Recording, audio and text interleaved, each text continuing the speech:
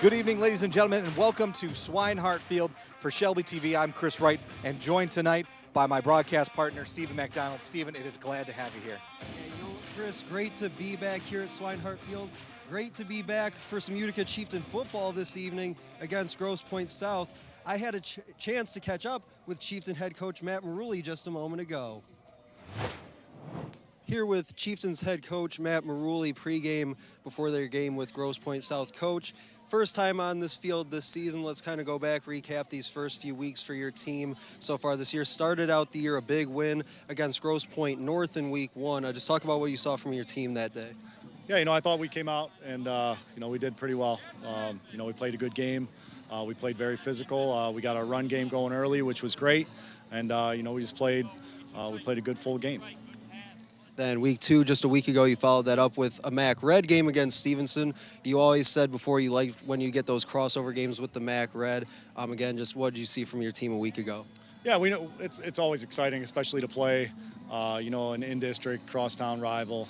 They're a good football team. Our kids battled, and we fought all game and played hard. I was proud of them.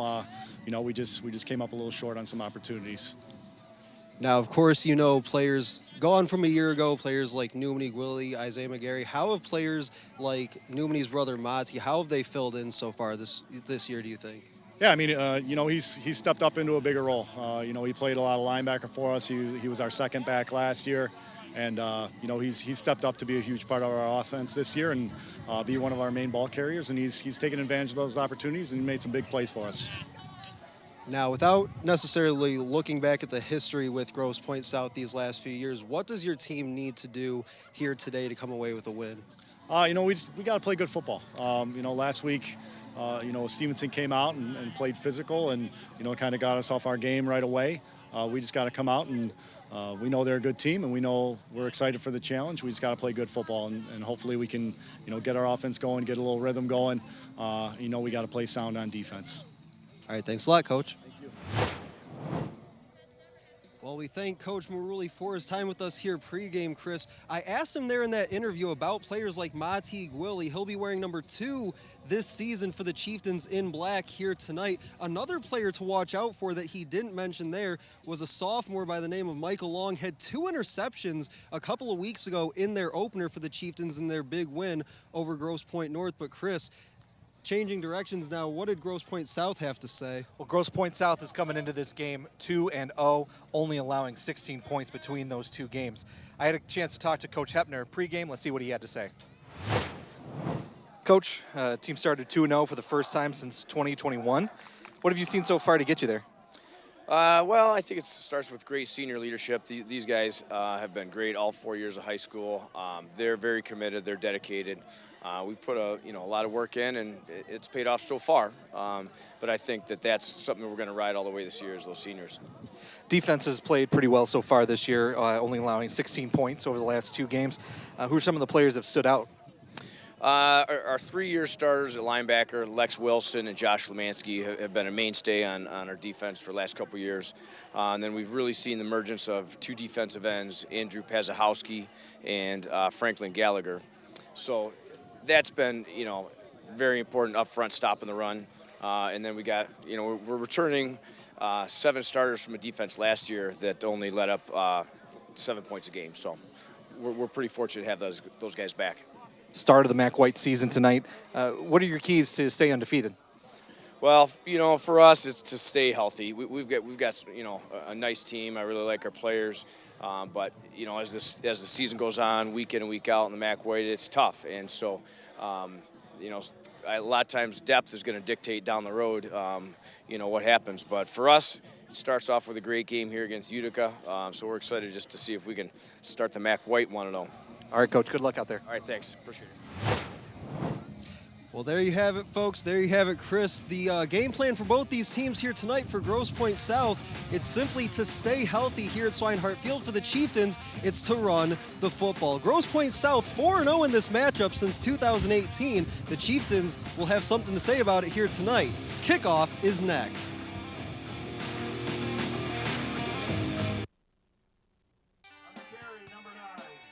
My dad and my grandfather are officials. I've grown up around officials and seeing how much they enjoy being part of the games. As a student athlete, I've always appreciated the people out there who are willing to give back to the kids.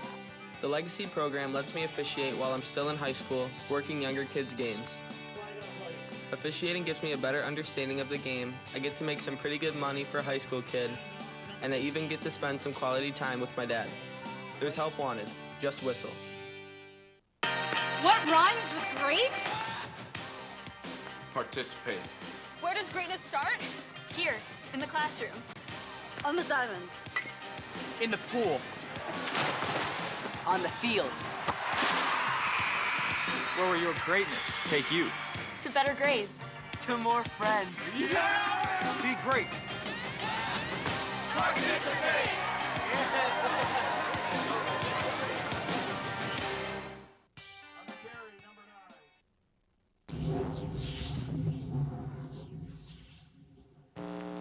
Number 1.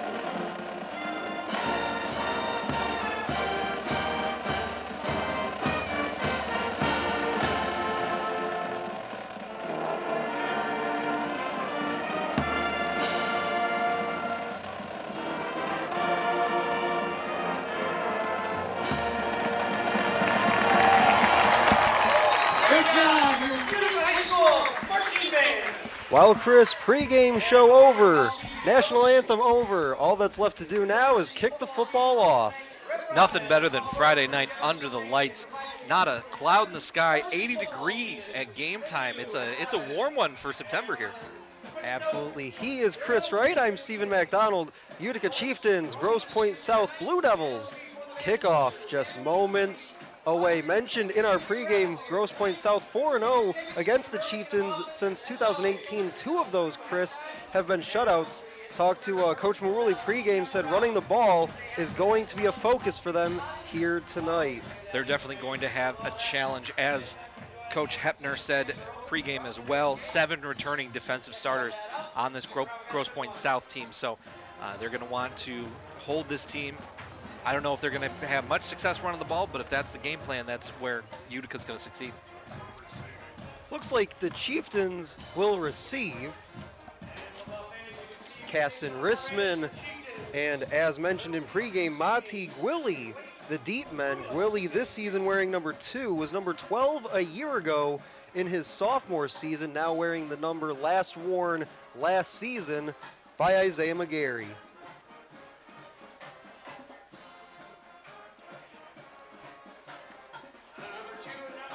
Chieftains replacing a lot of production from the team a year ago. Players like Nick Goichai as well played defensive end and tight end for the Chieftains these last few years. We are ready, run up, and the kick is away in the direction of Caston Rissman. He'll field it and fumble it out of bounds around the 7-yard line. Ball looked to be going out of bounds if he had not interfered with that ball. Would have been a better start than where they're at right now.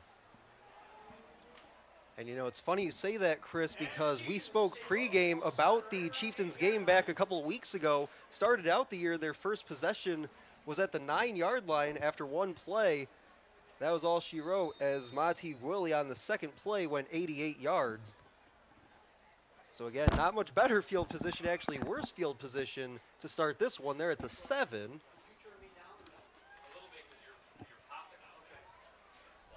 They'll send Gwilly in the slot to the bottom.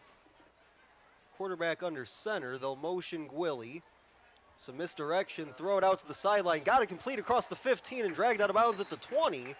Solid play on first down for the Chieftains to begin. Get the pass complete to Cam Matizak. Using a little bit of misdirection there, focusing on Monty Gwilly. Moved to the other side of the formation as the play moved to the right side. Just rolling out, able to find an open receiver. Able to get a first down.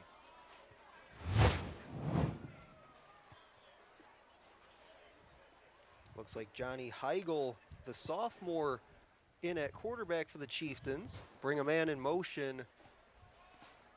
Again, some misdirection. They'll hand off. Nothing doing as he maybe gets back over the 20. Looks like they'll give him the 21-yard line.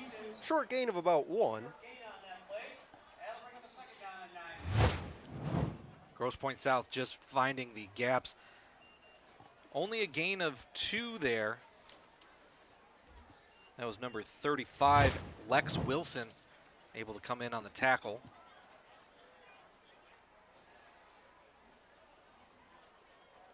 Second down and looks like call it a long 8. Couple men in the backfield for the Chieftains. Hand it to Gwilly. And he gets stacked up in the backfield. Ball might have come out there, but either way, it'll be a loss of about 6 back to the 15-yard line. Definitely seemed like there was some little miscommunication there between the quarterback and Monty Gwilly.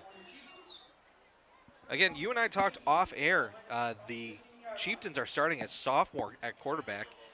So, you know, it might be just some jitters here. It's his first time playing here at Swinehart this season.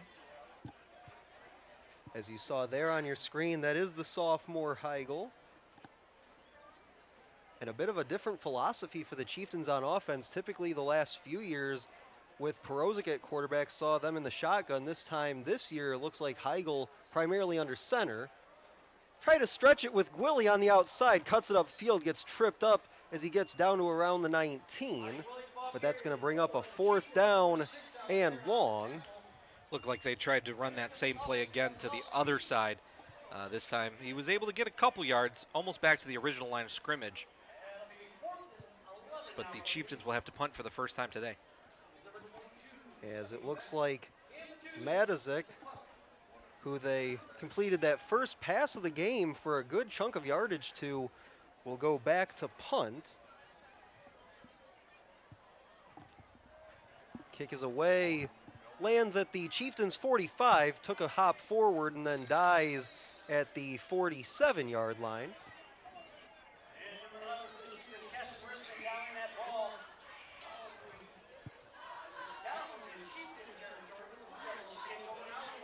Caston Rissman downed it. He'll stay on at corner.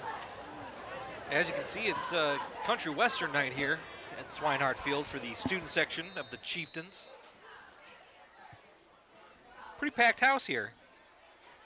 Great to see the whole community come out, support everything. The cheerleaders, the football team, the band, the dance team. Absolutely. Kickoff was just a couple moments ago, so Stan's still filling in underneath us. First down and 10 from the Chieftain 47. Go handoff up the middle, and he's met right in the hole. Gets back to the line of scrimmage, but that is all. Couple tacklers in there for the Chieftains. Looks like part of that was number 60. Doesn't look like we have a 60 on our roster for the Chieftains. Matt Agnone right there, just running up the middle, unable to get anything. Great defense there. They'll say loss of 1, 2nd and 11. On the rollout. Got a nice block there in the backfield, trying to get back to the line of scrimmage. We'll see where he stepped out. Looks like back to that 48-yard line, so that'll bring up 3rd down and 11. That was great defense from the Utica defensive line there, forcing him to roll out. He had a wide open receiver streaking down the sideline, unable to find him, unable to connect. it'll be, this is a big third down.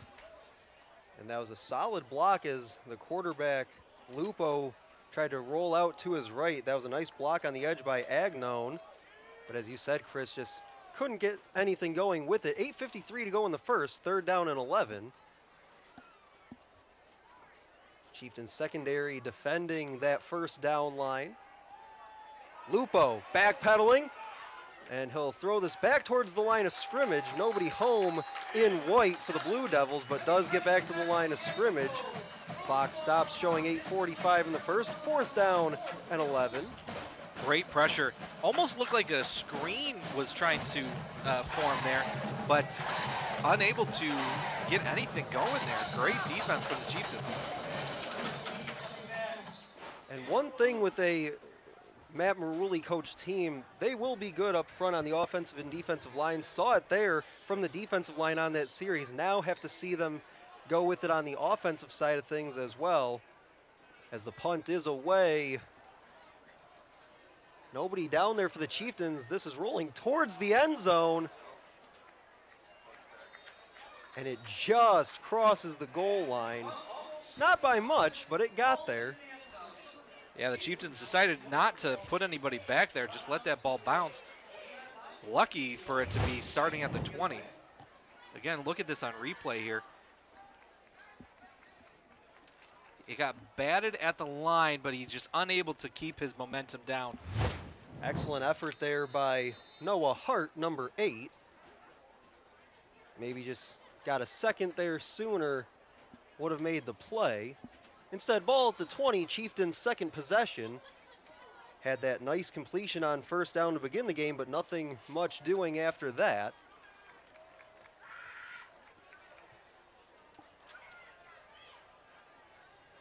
Motion man across. Roll out on the run, and it's caught by Gwilly around the 35-yard line. Looks like they do give him the 35, well in advance of a first down. Heigl here on the rollout was just kept looking downfield. He had options in the short, the medium, and the long pass there. Just finds the room in the defense for Gwilly. Big first down. First and 10 from the 35.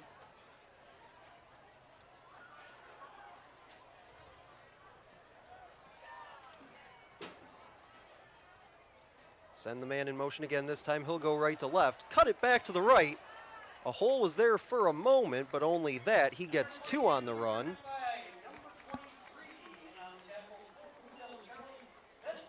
Tackle by Charlie Bedsworth. A great cutback there to the right.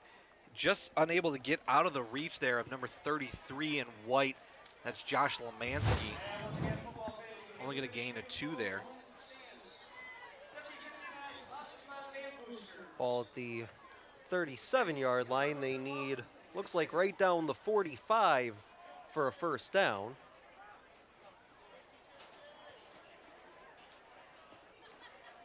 This time they will put Heigl in the shotgun.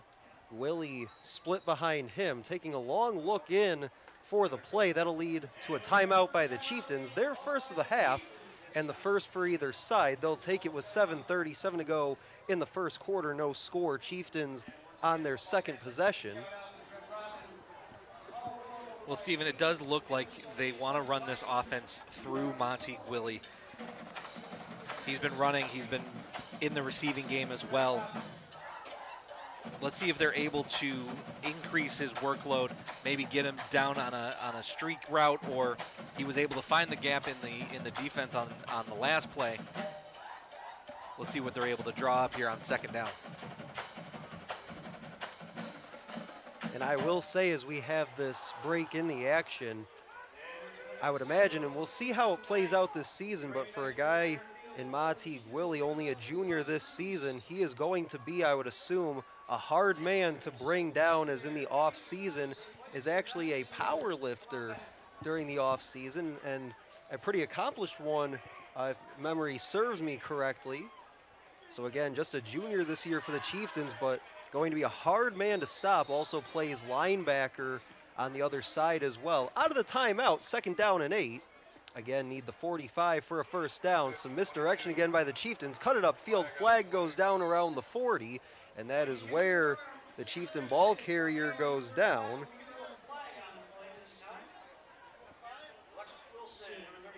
Matizik again on the run.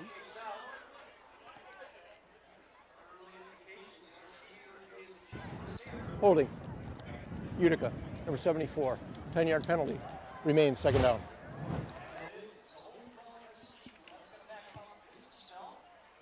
That's on the left side of that line there,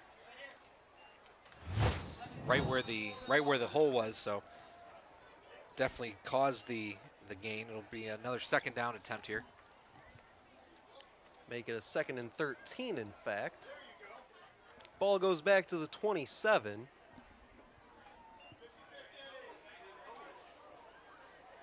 Willie evades a couple tacklers. He's across the 30 to the 35 and the 40 and finally dragged out of bounds there. He'll still be about 5 yards short of the first down, but they get a chunk of yardage back on 2nd and 13. That was a huge run there from Willie. Almost disaster in the backfield as he was running left, able to change directions, run to the right side. Defense unable to change as fast as Willie does. And he's able to get about 10 on that run. Yeah, looked like 65 Simon Justin, the junior, had him caught in the backfield but just put his foot in the ground and he was gone. 3rd down and 5 from the 40.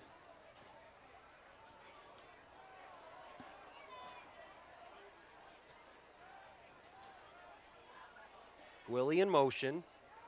Handed off, gets across the 40, dives forward to the 41, but that will do it. 4th down and 4 upcoming.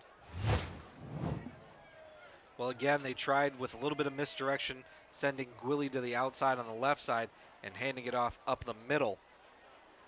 This time, Grosse Pointe stays home, able to make the stop. That'll send Matizak back into punt formation. Couple Blue Devils back deep around the 25-yard line.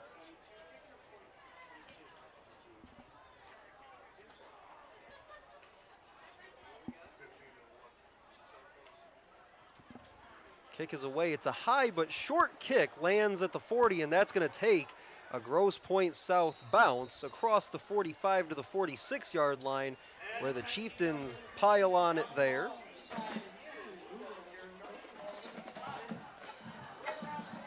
So not much doing for the Chieftains on their 2 first possessions, but we'll see what Grosse Pointe South can do here on their 2nd.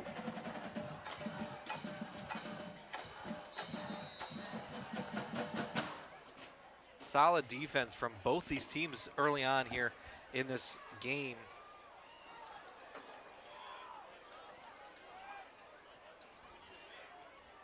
Lupo, quick pitch on the edge. Chieftains in pursuit. Rissman got there first, couldn't come up with the tackle as he spins across the 50 down to the 47-yard line. Flag down behind the play. Charlie Michelotti on the run, but we'll see if this comes back.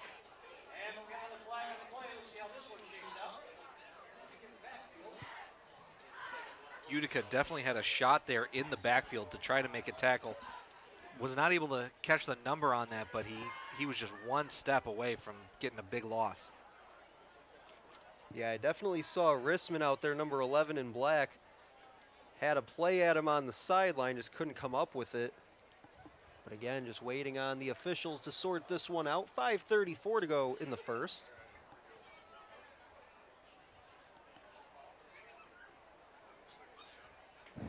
During the run, personal foul, defense number 7. Be a 15-yard penalty from the end of the run, first down.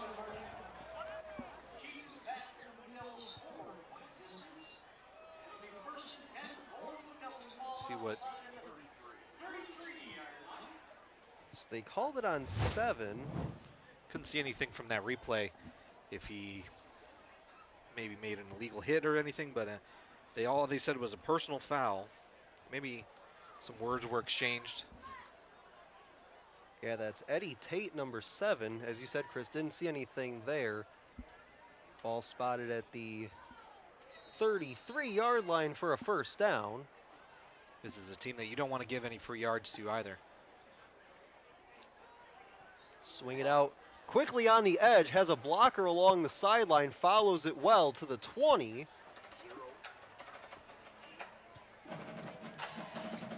Vince Vachon on the catch there.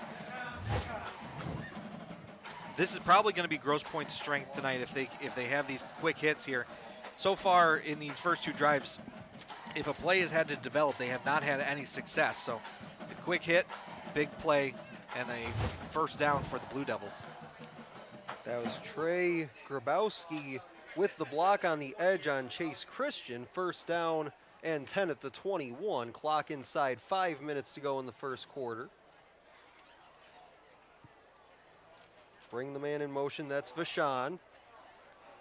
Try the right side this time, piled up right around that first down line to gain. Looks like they say he got there to the 11.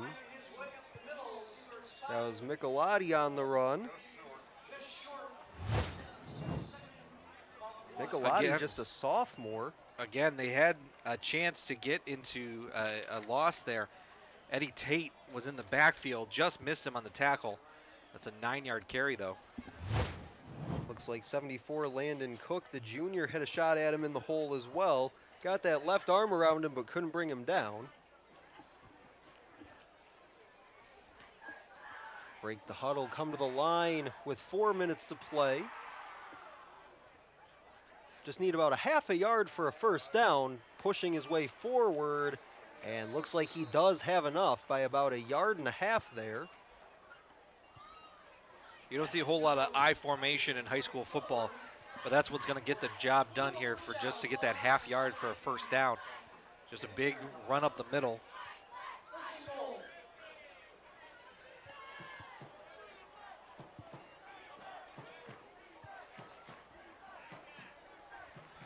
Here we go, first and goal from the 10.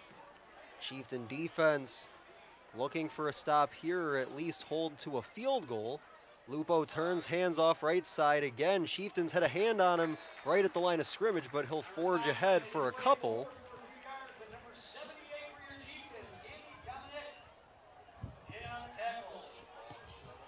Matt Agnone on the carry. Again, I formation power football. Just running up the right side of that line. Almost seemed to be turning his back and just trying to push his way that way. He was driven back at the end of that play by Dominic Gandy, who had a fantastic season for the Chieftains a year ago, now in his senior year. Turn, give the handoff. Still pushing the pile forward and into the end zone for a touchdown.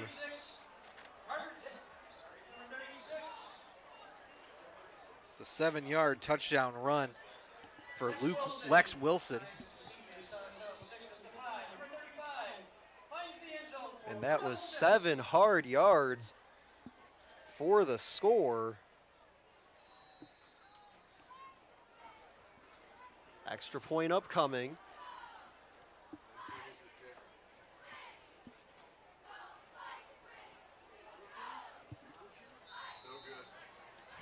And the kick is no good. So, following the 7-yard score on the run, Grosse Pointe South no good on the extra point try.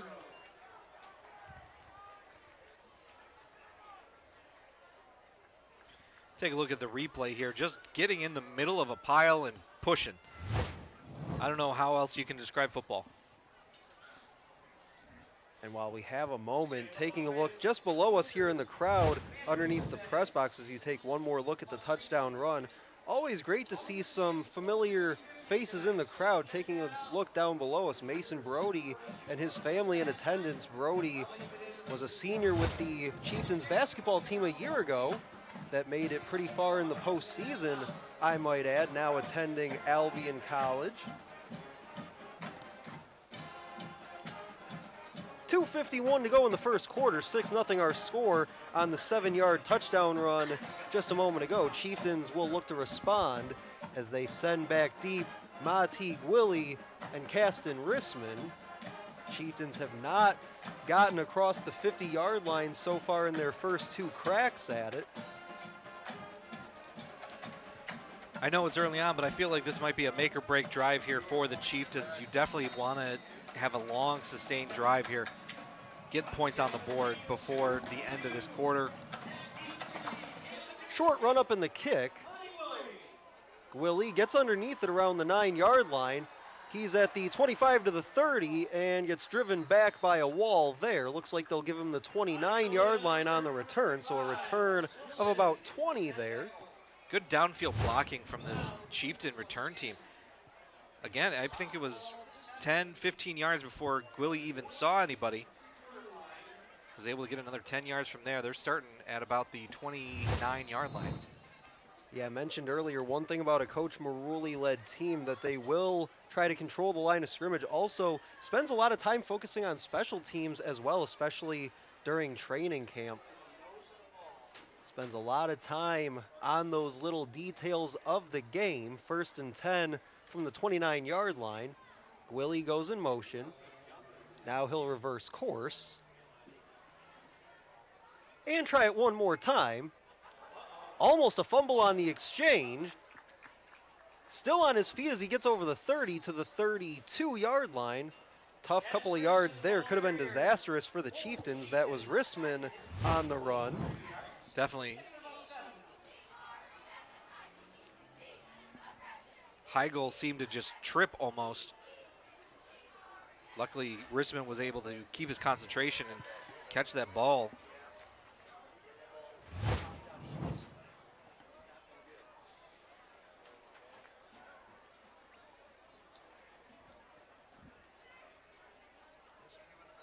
Final 2 minutes of the first. Turn, give the handoff to Gwilly.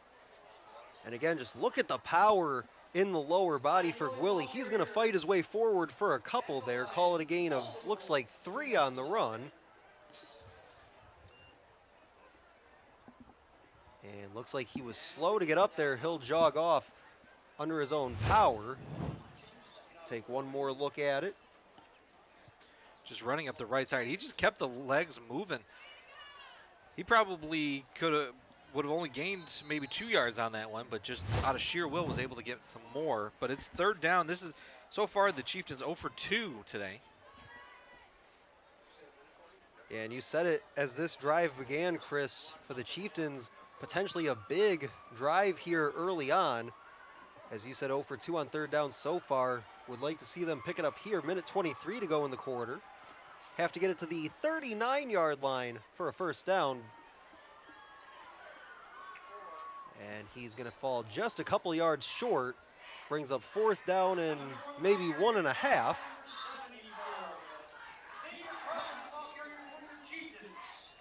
believe that was Xavier Crosby on the carry. As you see one more look at the Crosby run. Yeah, and I've noticed, Chris, a couple of Chieftains this season changing their numbers. Mentioned Willie before was 12 a year ago, now 2. And if memory serves, Xavier Crosby a year ago was 30 for the Chieftains, now wearing number 4. See what they come up with here. Fake punt. And it's going to work. He's going to get all the way to the 50. And they give him the 49. And how about that? First time across midfield here tonight on a fake punt.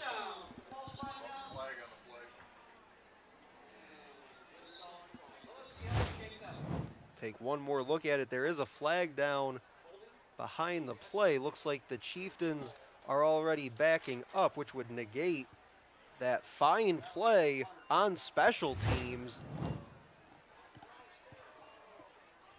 See what the call is, but they have already backed up a few yards. Hold. Utica. Number 71. 10-yard penalty. Still 4th. And I do remember a couple of years ago, Chris, this was maybe before your time, Coach Maruli did go with a short kick to start a game against Lakeview a couple of years ago, tried it once, threw a flag, so he says, all right, we'll try it again. And it worked both times, but I don't think in this situation you'll see him roll the dice on something like that twice.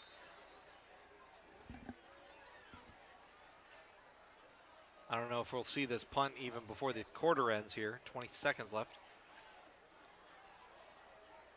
We will see what Matazik decides to do. They do snap it with about 13 seconds. It's another short kick fielded at the 45.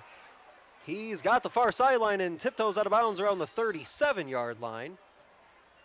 Good return there from Vince Vachon. And with that, the Blue Devils will have time for one play, 6.1 seconds to go.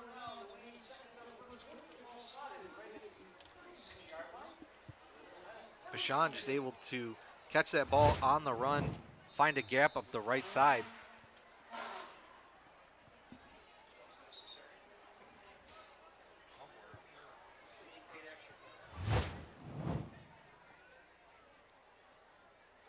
Both teams set for the final play of our opening quarter.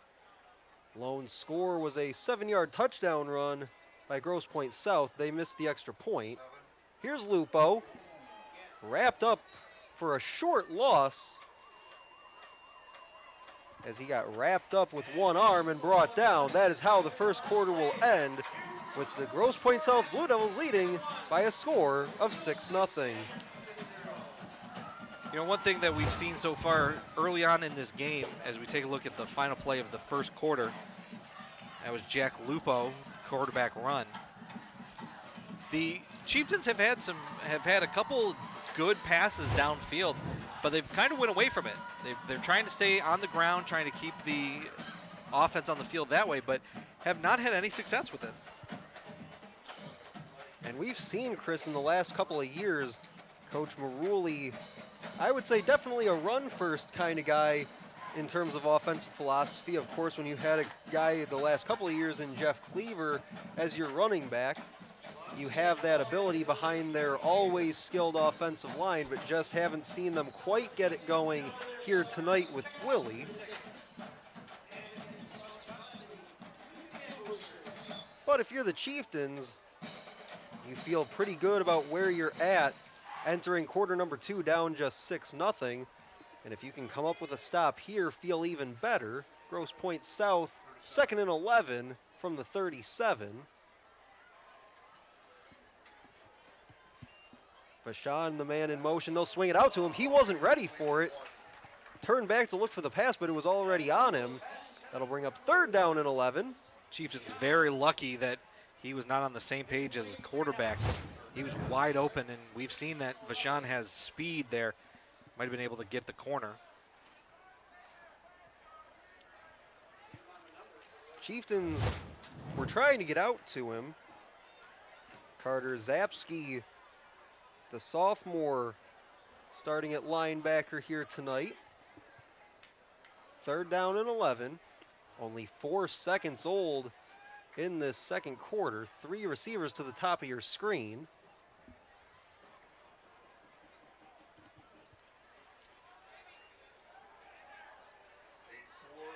Dangerous pass. Looking for James Michelotti. Not to be confused with Charlie. Pass falls incomplete, brings up 4th down. Again, that ball tipped at the line there, just over the head. That's all it takes sometimes. Now, even if they did catch that ball, I don't know if that was going to be enough for a first down. The Chieftain defense was right on top of them. But it looks like the Blue Devils are going to go for it. Kind of in that no man's land in terms of, do you go for it? Do you punt it? Do you maybe try a very long field goal here? But they will elect to go for it, send 3 receivers back to the top of the formation.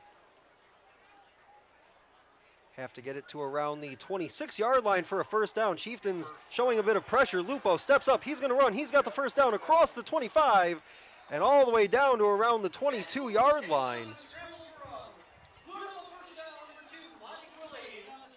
Lupo gets up hobbling a little bit. But it did look like the Blue Devils might have gotten away with a hold right there on the left side if you had seen that. Created the gap for Lupo to run up the middle.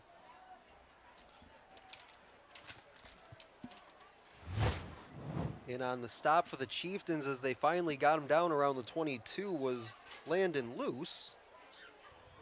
In at quarterback is sophomore Sam Rollo. And he's going to get wrapped up for a short gain of 1. Got hit from behind, and that kind of pushed him forward for that yard. We'll see if he stays in here. Great job there from Gabe Griffith to get off his block and just wrap him up. 2nd down and 9.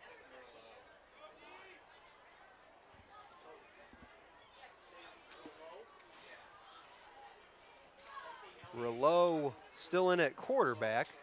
2nd play in a row for him. Throw it out wide, nearly intercepted. Had a couple of Chieftains there defensively.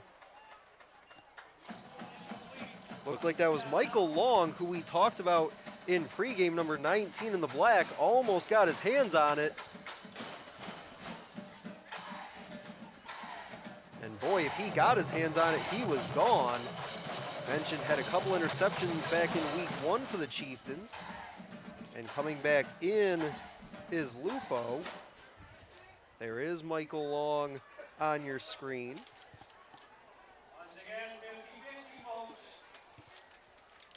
Third down and 9. Have to get it to about the 12-yard line for a new set of downs. Looking left, throws it that way. Across the 10, pushing forward, still carrying the defender with him to around the 2. Tough running for a big play, gain of 19.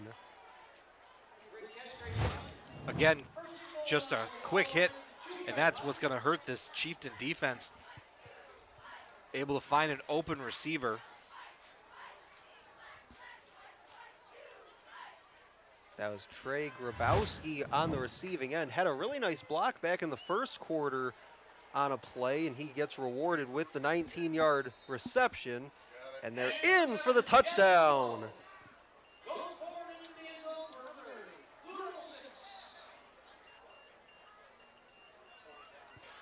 Designed quarterback run right up the middle for Jack Lupo.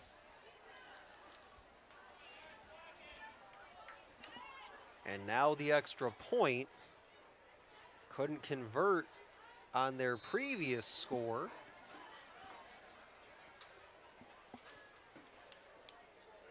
It'll be Rouleau on the hold. And they try to get it into the end zone. And that's a 2. Just looked like a shuttle pass there, just kind of pushed it. That was the backup quarterback, Sam Rouleau. Definitely caught the Chieftain defense napping there. It's 14-0. One more look at the pile push for Lupo.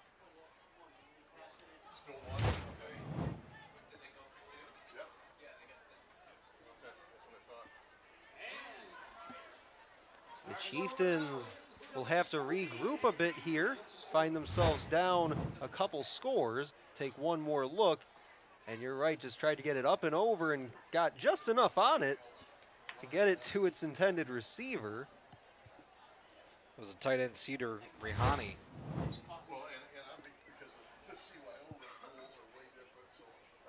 You see there Jack Lupo on the medical table. Probably getting his ankle taped up a little bit. That's where he seemed to be hobbling a little bit. Yeah, took off on that play earlier in the drive, got upended at the end of it. A couple Chieftains were in on that play, and as you said, kind of limped off for a few plays. Was able to come back in to cap off that drive. Kick is away. Rissman trying to get his way to the 30. He'll come up just shy at about the 29-yard line. So again, some decent starting field position for the Chieftains to start with. Didn't start the game that way, though, backed up at their own 7, but these last few drives have started with relatively good field position. Unfortunately, last time out, finally got it across midfield, but it was brought back on that fake punt attempt. Penalties definitely hurting the Chieftains. It seems like every big play that they've had has been called back on a penalty.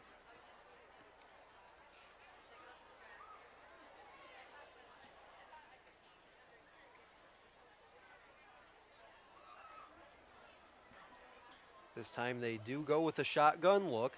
Handoff goes to Gwilly. Not much running room on the right side. Gets, they'll say, a yard there.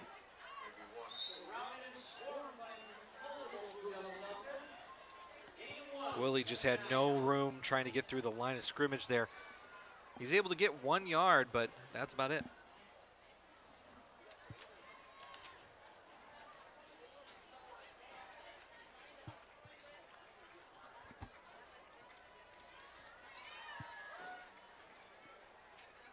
Clock continues to roll here in quarter number 2.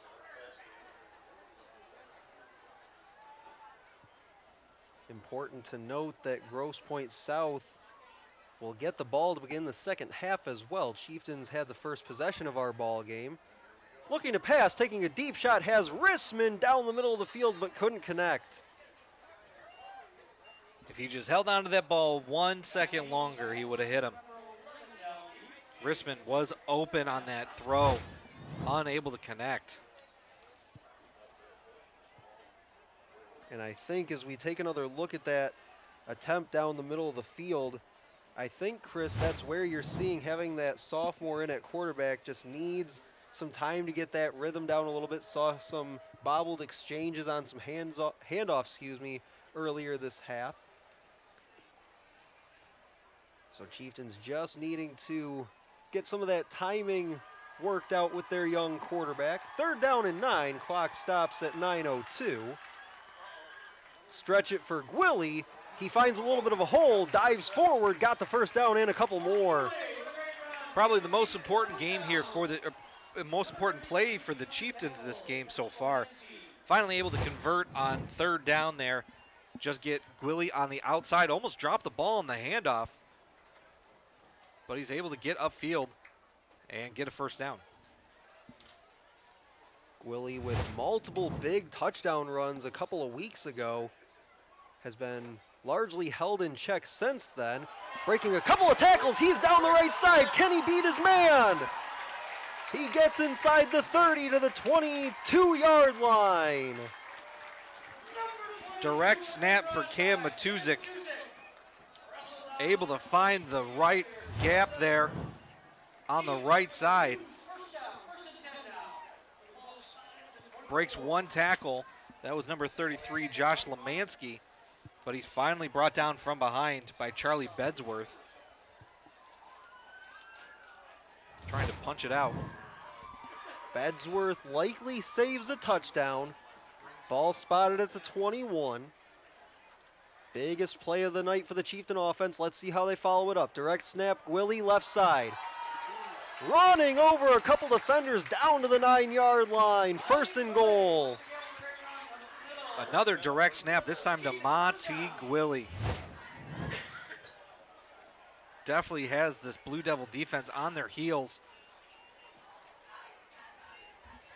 Looks like Monty Gwilly lined up at the quarterback position, had Caston Rissman next to him, and that'll lead to a timeout called by the Blue Devils. They've seen enough of that Wildcat formation. They want to talk it over with 8 minutes even to go in the half.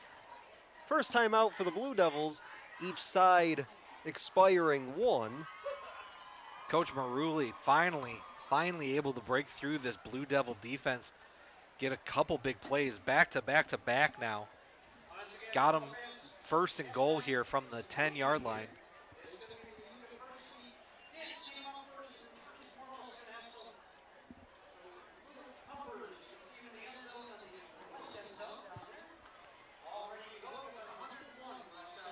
We'll see what the Chieftains can come up with out of the timeout called by Grosse Pointe South. See if they stick with that Wildcat look, and if they do, who do they put back there? Before the timeout, had Gwilly lined up in that position with Rissman to his left. But we've also seen Matazik in that spot as well with that first big run.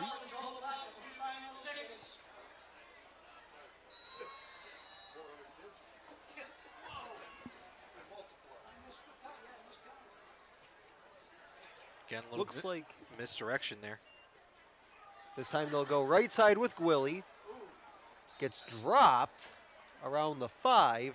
And it did look like, Chris, they went with that formation they wanted before the timeout, just shifted it this time to the right, had it set up to go to the left before the timeout. Take one more look at it.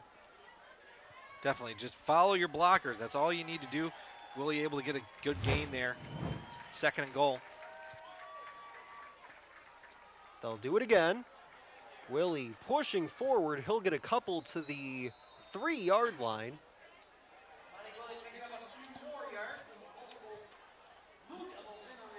This time, Grosse Pointe stacking the line. We got a injured Chieftain here.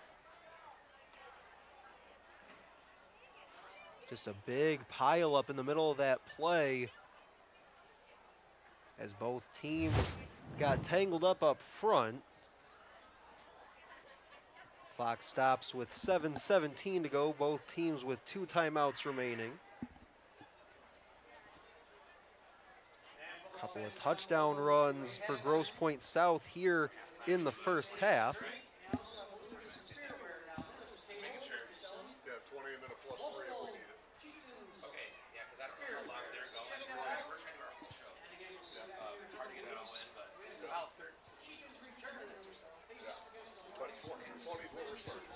While we have a moment, they attend to the injured player. Chieftains will head out on the road next week, continue Mac White play against Lakeview. Come back on the 27th against Lance Cruz. Player is up, slowly making his way off under his own power. Looks like Braden Lemley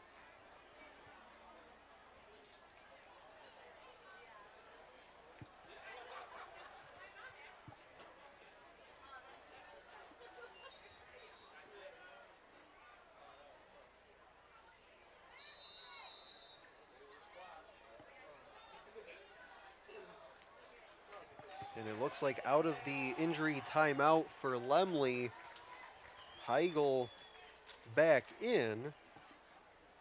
Motion Gwilly. Turns, fakes the handoff, throwing end zone. Touchdown, Mati Gwilly. 3-yard score from Heigl. After all that Wildcat formation, great misdirection. Looked like it was going to be a run, but able to find Mati Gwilly wide open in that front corner of the end zone.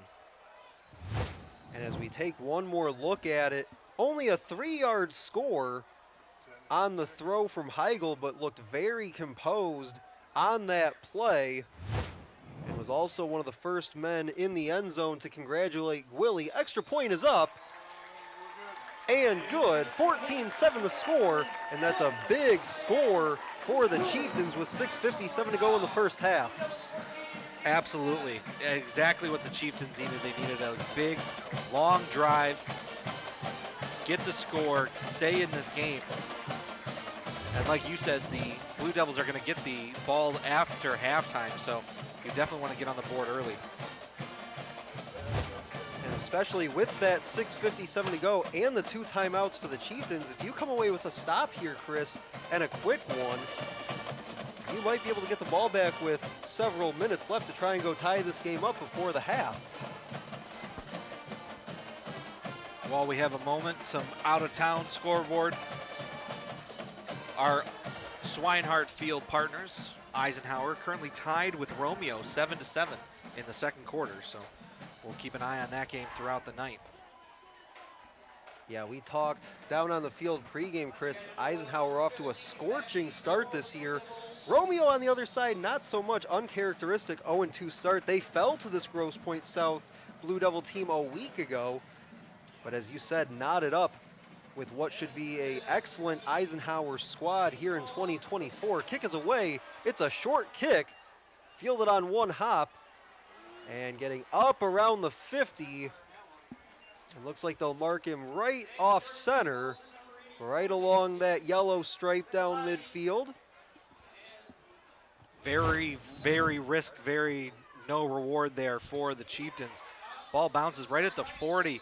He was about 1-2 players away from breaking that, but that was James Michelotti for Grosse Pointe South.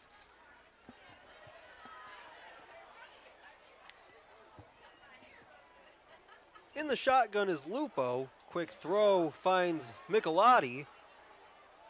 Drags a couple defenders with him. Gain of about 5 to the 45 in Chieftain territory. Again, another quick hit, quick throw from Jack Lupo.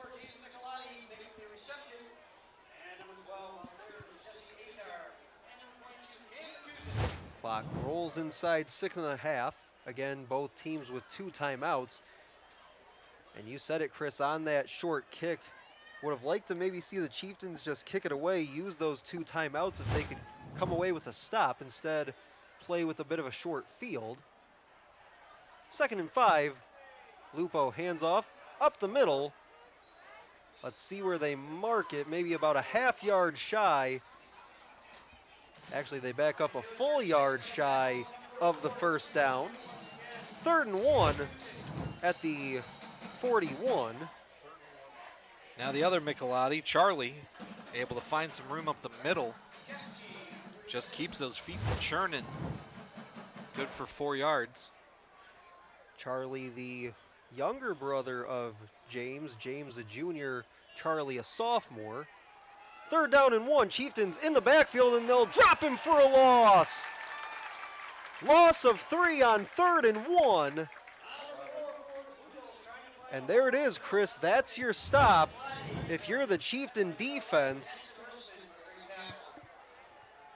He was able to break 1 tackle. That was Gabe Griffith there first, but unable to get past Caston Rissman. It's a 4th down play coming up for the Blue Devils. They were successful on the last time they tried to go for it on 4th down. He was wrapped up in the backfield, but they say just a loss of 1 there. Lupo gonna step up, and he's got the 40-yard line, pushes ahead to the 39. That'll be a 1st down. Just gets an extra yard, but that's all you need to move the chains. Lupo, again, just using his feet this time, trying to find some green space there, able to get the 1st down. So now if you're the Chieftain defense, you have to account for the Michelotti brothers, also Matt Agnone, and you have to account for the running ability of Jack Lupo, so lots to look over for the Chieftain defense. Bring a man in motion, it's Vachon, called his name a couple times this half as well. The run is to the left side across the 35 down to the 34-yard line for Charlie Michelotti. Chieftain defensive line there. Almost jumped across, but able to get back. Michelotti is going to run up the left side on the pitch.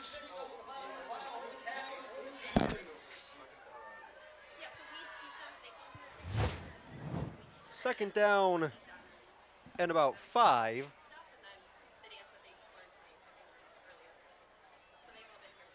Clock rolling as we hit 3.5. Both teams still with those 2 timeouts. Stacked up and dropped.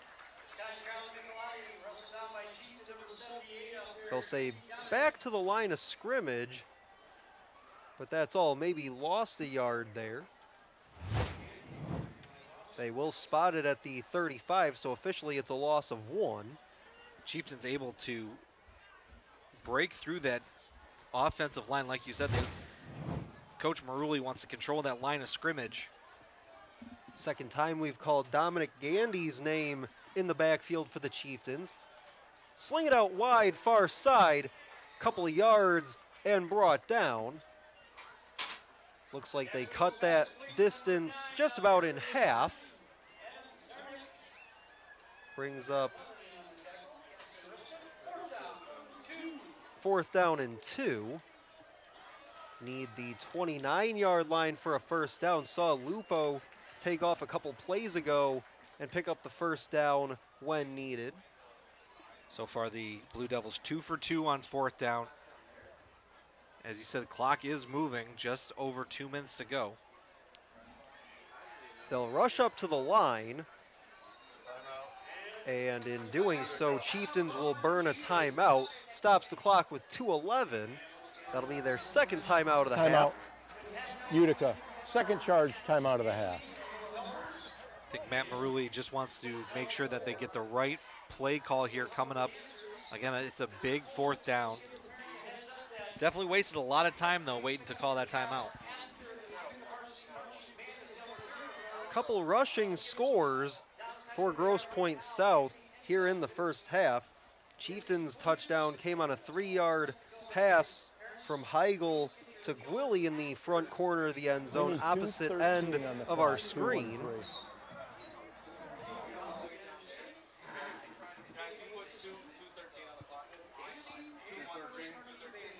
And it looks like they'll put a couple ticks back up on the clock, bump it up to 2:13.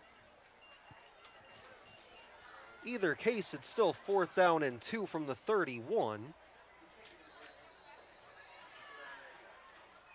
And what a big stop this would be for the Chieftain defense if they can get it. Lupo turns, hands off, has the first down, couple of yards more. Still pushing the pile all the way down to the 19. Interesting play there from the Blue Devils. They just booked it up to the line there, trying to create some confusion, and it kind of worked there. Able to get some space. Just needed a couple yards. He's down to the 19-yard line. Looks like that was Wilson on the run. Inside of 2 minutes. Again, Blue Devils get the ball to start the second half. Possibility to go 2 for 1 here. Lupo scrambles, gets away. Flag comes down very late towards the end of that run. Definitely looked like there was a hold against the Blue Devils as Lupo was trying to find the edge. And it looks like the Blue Devils are backing their way up. Holding, number 51, White, 10-yard penalty, remains first down. It was crazy that I believe it was the umpire who threw that flag when there was an official right in front of the play.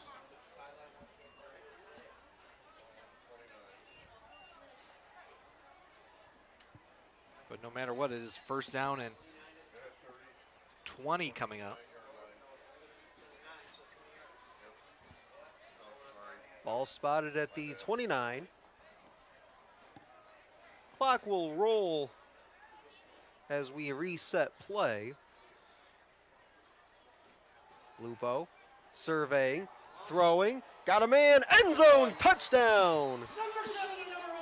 Vince Vachon on the receiving end, 29-yard touchdown.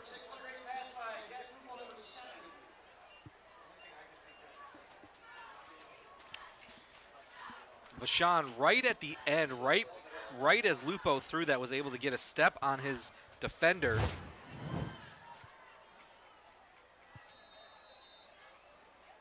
Probably the first time a pass was successful after Lupo was in the pocket for a good while there. Extra point is up and good. Grosse Pointe South 21, Utica Chieftains 7, 1:07 to go in the half. Chieftains do have one timeout remaining. Not sure that when they take the field here in a moment that they're going to use it. As you take a look at the Chieftain Marching Band getting set to play their halftime show here momentarily. Would also venture to guess we'll see the Utica dance team as well. Take one more look at that 29-yard strike.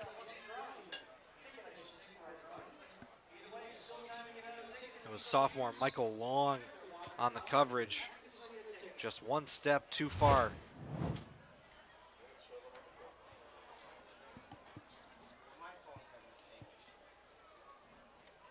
Yeah, that's a senior in Vashon going up against the sophomore.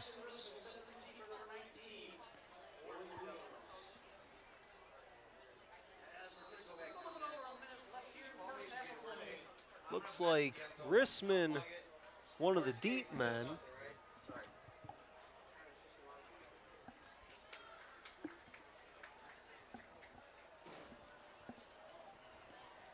Kick is away, fielded around the 16-yard line. Cut it upfield across the 30 to 35 and brought down at the 36-yard line. But again, with just a minute remaining in the half, not sure that the Chieftains will try to push this ball down the field. Just a good return there from Chase Christian, finding some room up the left side.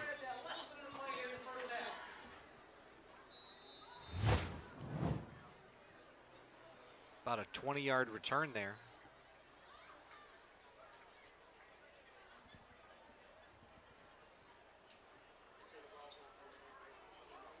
Chieftains took some time in the huddle, so they come quickly to the line.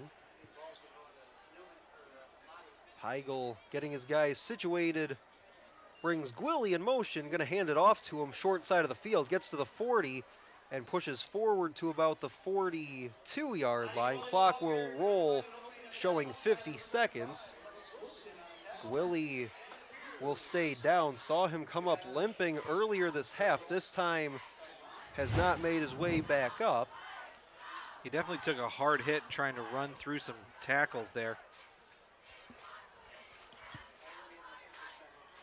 And on the last run we saw earlier this half where he stayed down for a moment, looked like as he tried to make a jump cut, maybe took a helmet or a shoulder pad to the lower leg area right around the knee, and it looks like that's where they got him this time around as well.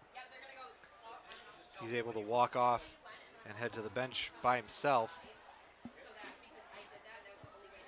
50 seconds to go till halftime. Again, Chieftain Marching Band and dance team set to perform as they always do.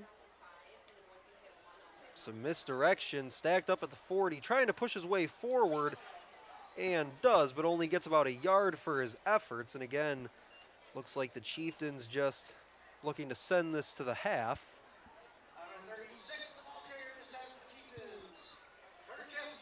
Clock is moving under 30 seconds, see if they even run a play.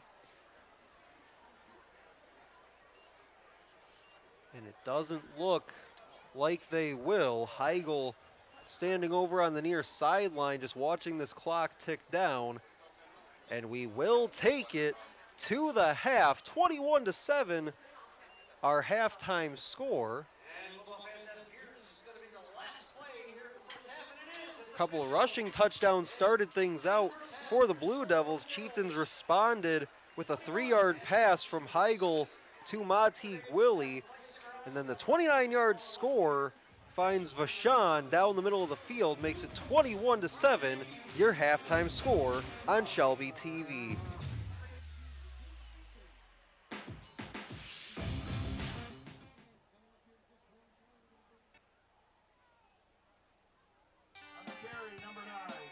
My dad and my grandfather are officials. I've grown up around officials and seeing how much they enjoy being part of the games. As a student athlete, I've always appreciated the people out there who are willing to give back to the kids. The Legacy program lets me officiate while I'm still in high school, working younger kids' games. Officiating gives me a better understanding of the game. I get to make some pretty good money for a high school kid, and I even get to spend some quality time with my dad. There's help wanted. Just whistle. What rhymes with great? Participate. Where does greatness start? Here, in the classroom. On the diamond. In the pool. On the field. Where will your greatness take you? To better grades. To more friends. Be great. Participate.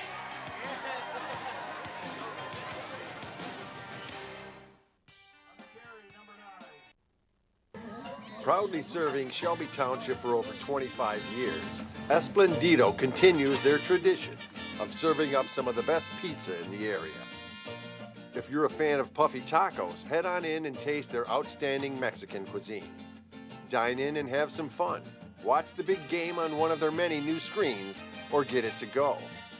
Call 586-739-1070. Great food, spirits, and celebration. That's Esplendido, proud sponsor of Eisenhower and Utica football.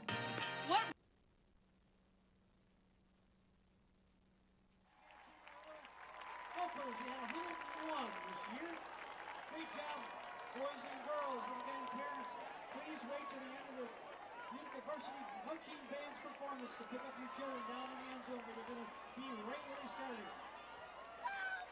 So now, please welcome the University Dance Team.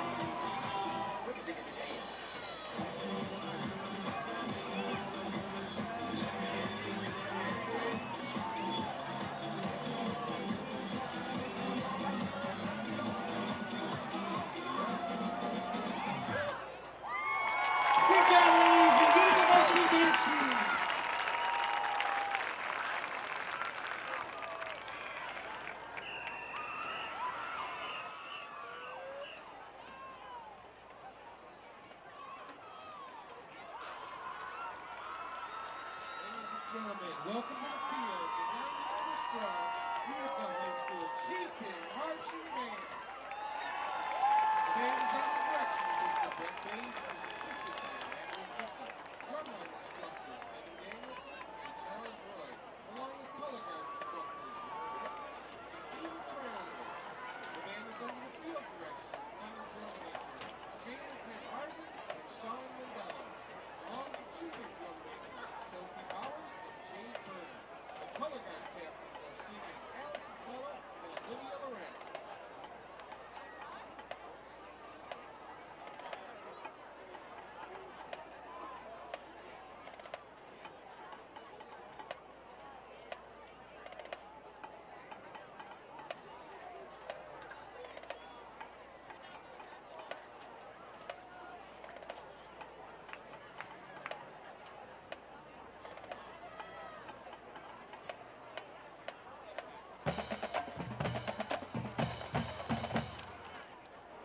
Drum majors, is your band ready?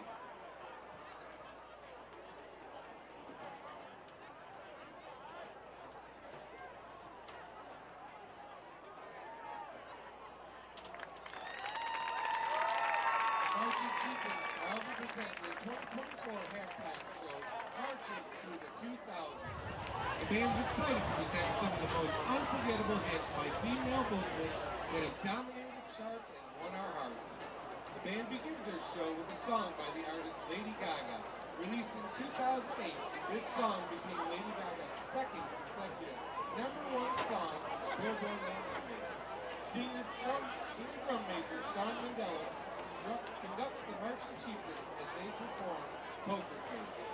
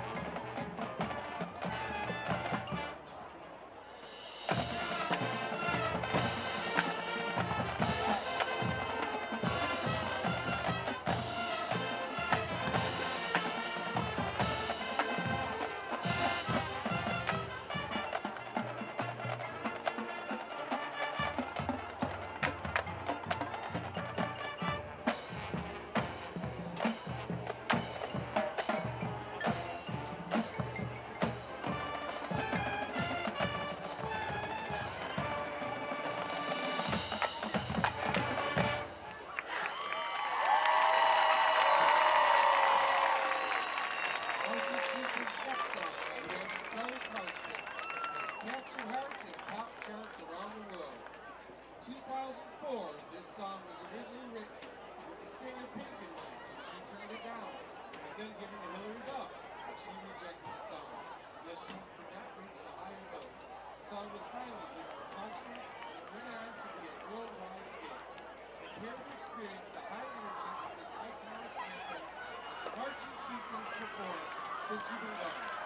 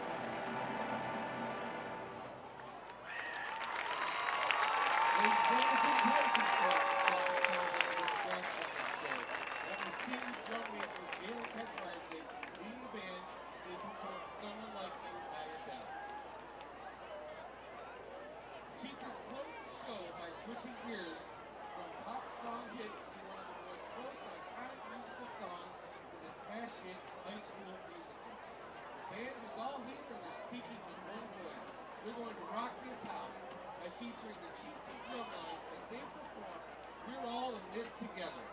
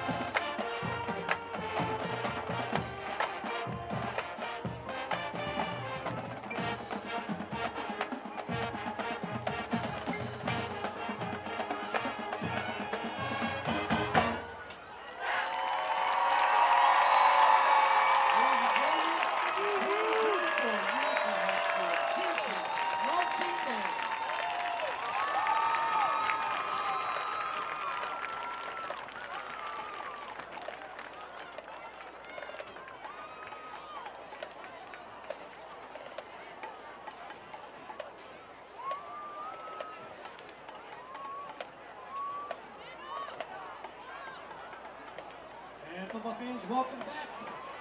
And that clock's ticking down towards zeros here. We have our 3-minute added warm-up time to get the foot up on the puck, so we're going to hand off the field. Give 15 to rearrange the step into it. Get 3 minutes up on the clock here, warm-up early, so we can warm up. And we'll signal the play here, Swinehart Field. And also the 50-50 folks from West showing up here at the press box to grab their record tickets. So that's a good thing. That means they're still out there selling. If that only means the pot's going to be larger than last week. So check out Fort Myers, West Concession stands if you're hungry and thirsty. Out in Chieftain Street and through the Grafton Street. You can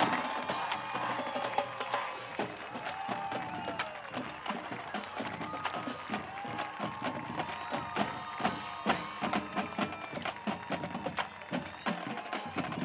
it out there in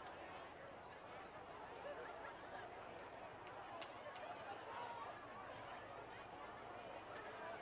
And welcome back on Shelby TV to Swinehart Field. Utica Chieftains doing battle with the Grosse Pointe South Blue Devils. Alongside my broadcast partner for the night, Chris Wright, I'm Stephen MacDonald. 21-7 Blue Devils, your halftime score. And Chris, walk us through that first 24 minutes of play. Well, the Blue Devils seem to control this game on defense for most of this game. A lot of big plays on the offensive side as well for the Blue Devils. A 7-yard touchdown run started this game from number 35, Lex Wilson. Also after that, a 2-yard touchdown run from the quarterback, Jack Lupo.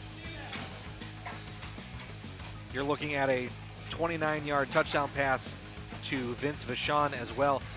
The Chieftains were able to get on the board a 3-yard touchdown pass to Monty Gwilly.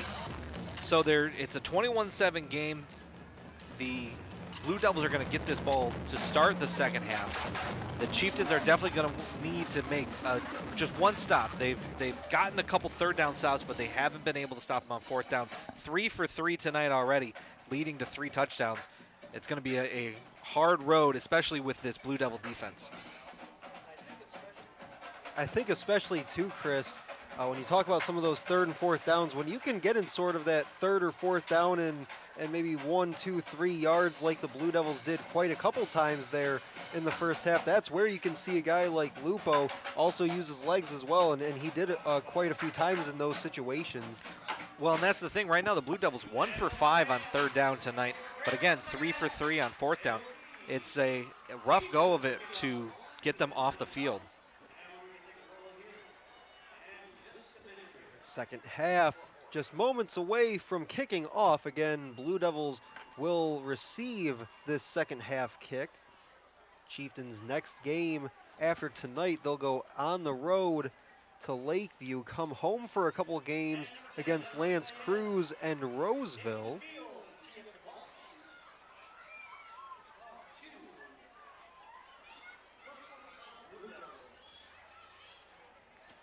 Chieftains' lone touchdown of that first half was a 3-yard pass from Heigl to Mati Gwilly.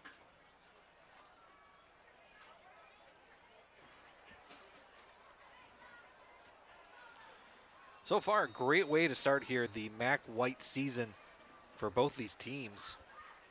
Entertaining game so far.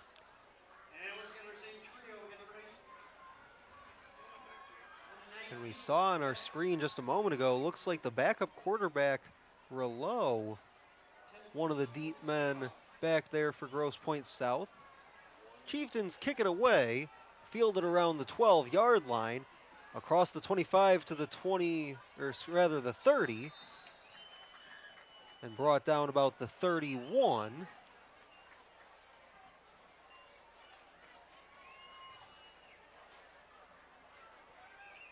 Vachon, the return man, had that 29-yard touchdown score just before the half. So the Blue Devils will begin our second half at the 31. Coach Maruli having a word with Issa Saeed.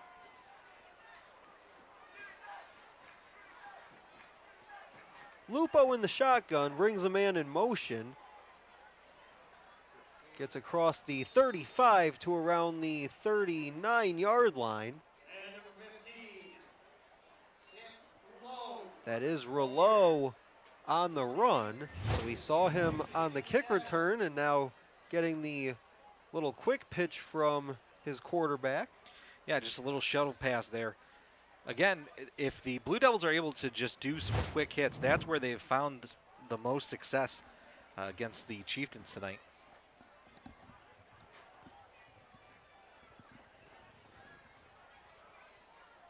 They'll say 2nd down and 2. Another quick hitter, this time to the left, has the 50-yard line as he goes out of bounds. Back it up a little bit, say the 49. Vince Vachon able to get the outside edge there. Again, another quick hit to the outside. Just plant, turn, throw. And so far, Chris, you've talked about it a couple times, this game plan for Grosse Pointe South looking very similar to what the Rams did last week with the Lions, just those quick hitters sideline to sideline. Not even a minute old yet into this third quarter. Takes the snap, goes up the middle, and tumbles forward for another first down. Needed the 41, got it to the 40. Looks like Rouleau was the runner. Player down for the Blue Devils. Take one more look at the run. Tackle was made by Matizak. Injured man looks to be Franklin Gallagher,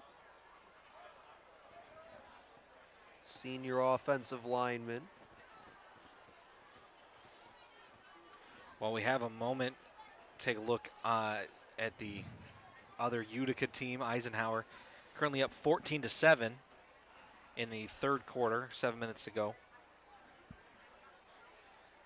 We'll have them here next week.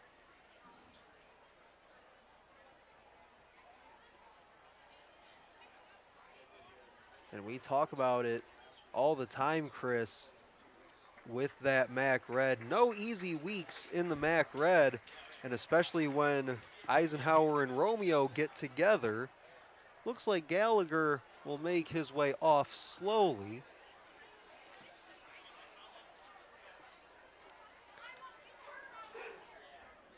After the injury timeout, ball spotted with the nose of the football right at the 40.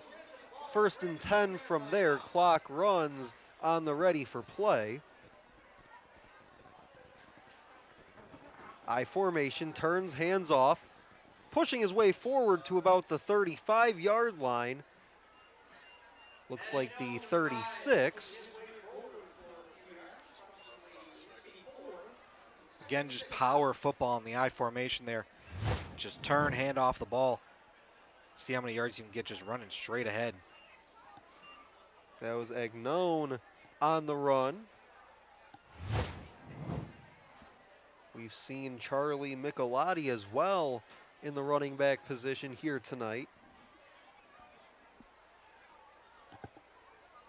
2nd down and 6. Just pushing some Chieftains across the 30, still going, pushing his way forward to about the 25-yard line. And that's, at least by my count, Chris, the 3rd time we've seen that pile get pushed for extra yardage. Well, when you are having trouble on 3rd down, don't get to it. This is now the 3rd time that they've had big plays on 2nd down on this drive here. Got stood up. First man there looked like Gabe Griffith. Needed some help from the rest of his defense to bring the runner down. 1st down and 10 from the 26. Handoff to Agnone. Again, just pushing his way forward, slipping a couple tackles as he picks up a couple.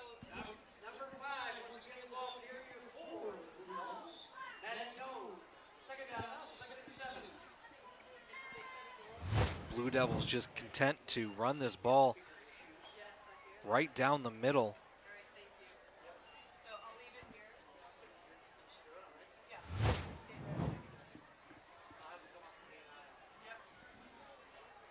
Already 3 minutes gone in the third. Excellent job off the edge by the Chieftain defense.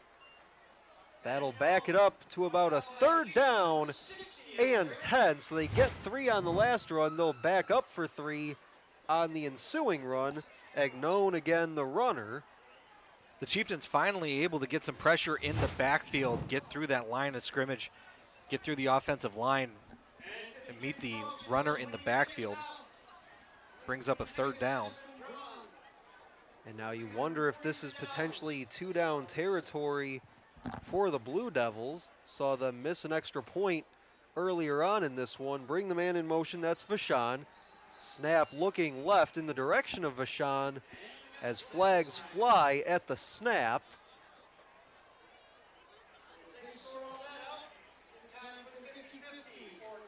Dead ball. False start. Offense. 5-yard penalty. 3rd down. So what was a 2nd down and 7 has quickly turned into 3rd down and 15. Well, we saw in the first half, this is after that holding call, it was the touchdown pass to Vachon. So 3rd down and long is not uncharted territory for the Blue Devils. And it looked like on that play they tried to get off before the penalty, brought Vachon in motion, and Lupo was looking his direction the whole way. This time he'll drop back, takes off running. Chieftains were spying him the whole way. He'll still pick up about 4 on the run, but that's going to be well shy of the 1st down line to gain. Clock will continue to run, approaching 7.5 to play in the 3rd. And Jack Lupo is going to lose his helmet, so he's got to go off the field for this play if they're going to go for it on 4th down. As it looks like jogging back out is Rouleau. 4th down and 12. Ball at the 28-yard line. Of course, need the 16 for a 1st down. Rouleau looking and absolutely rocked as he tried to high point the football. Vachon went up and Caston Rissman says hello. Just a great play from Rissman, able to separate the ball from the receiver. It definitely looked like that was going to be trouble for this Chieftain team, but he's able to get the ball on the ground. Very good throw from the sophomore, but a better tackle from Rissman. So at the end of all that, it is a turnover on downs. It was 4th down and 12, and the Chieftains will take over. That's the first 4th down that the Blue Devils were not able to convert this game. This is a big drive here for the Chieftains.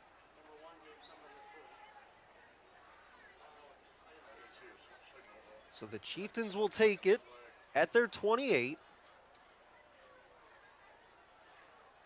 Man in motion. Fumbled on the snap, and he's in trouble deep in the backfield all the way back. Looks like they'll say his progress, can't really call it forward progress, but his progress was stopped.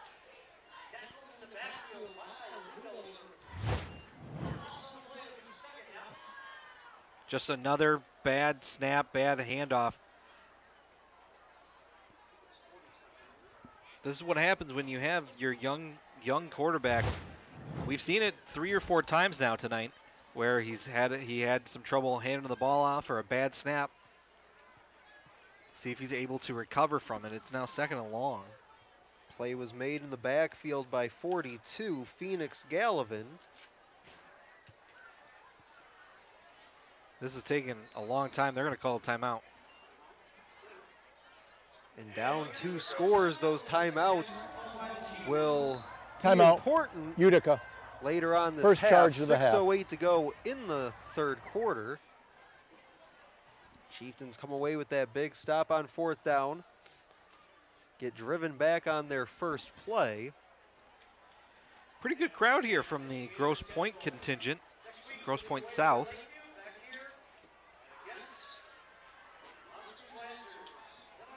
Yeah, excellent crowd underneath us as well, but you're right, Chris. Grosse Pointe South probably, if I had to guess, what, probably about a 30-minute drive from here, would you say? 30, 45 minutes, yeah. So they made that drive up. For us here at Utica, it's country western night for the student section. Everybody wearing their flannel, their cowboy hats.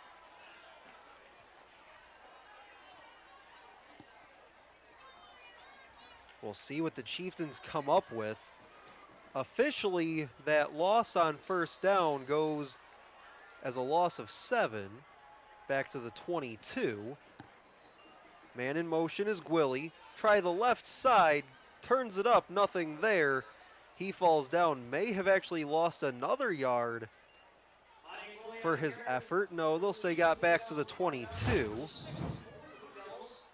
Good to see Monty Gwilly back on the field after an injury at the end of the first half, but he's unable to get the outside edge there. Blue Devils just able to swarm him.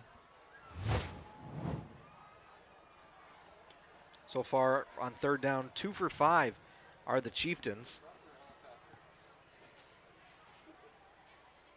Looks like Chase Christian, a late substitution off the field for the Chieftains. They'll come up to the line, third down 17. Have to get it all the way to the 38-yard line. They'll just hand it off to Gwilly.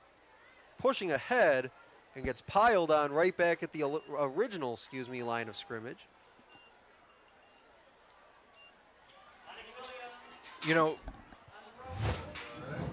we've seen now a couple times the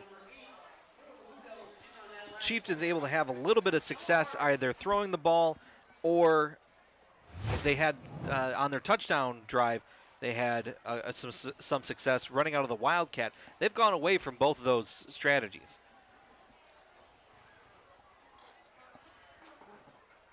Chieftains to punt. Couple return men for the Blue Devils were hanging out around their 40. They'll watch this bounce. And that'll be about a 5-yard roll for the Chieftains, just inside the 40-yard line to about the 38.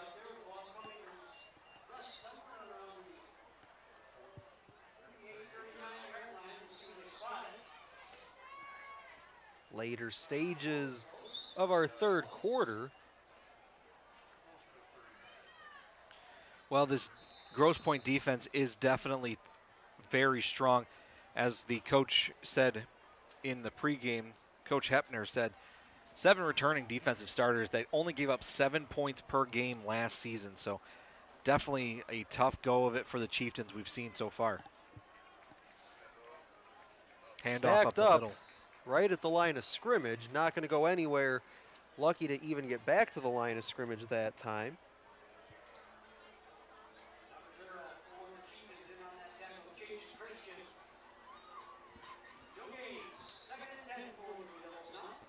Definitely the kind of plays that the Chieftains need to make here. May need to decide to start getting a little bit more aggressive, maybe some blitz packages. Try to either cause a turnover or just get a stop here. Second down and 10. Looks like Lupo keeps it. He's got the first down and much, much more across the 40 and out of bounds at the 39.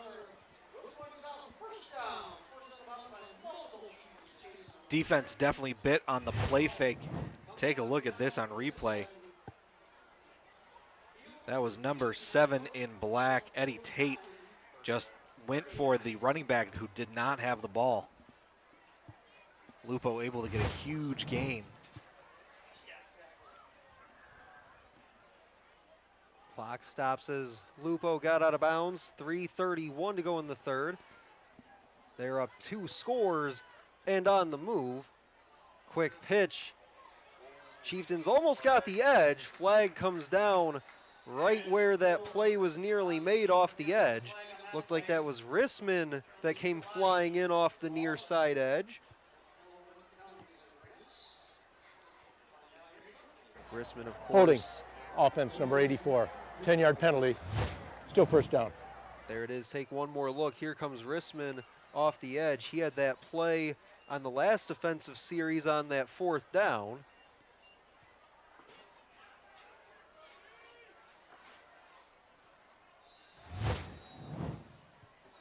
Backs it all the way up to the 49-yard line. Just in plus territory. A couple of receivers will split out to either side. Chieftains showing pressure off the edge again. This time they run away from it.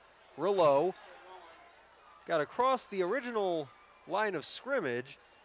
A couple of yards after that.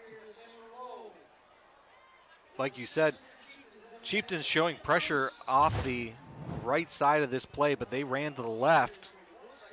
Perfect read there from the Blue Devils. And a great run from Rouleau. He's going to be dangerous for years to come. He's a sophomore here.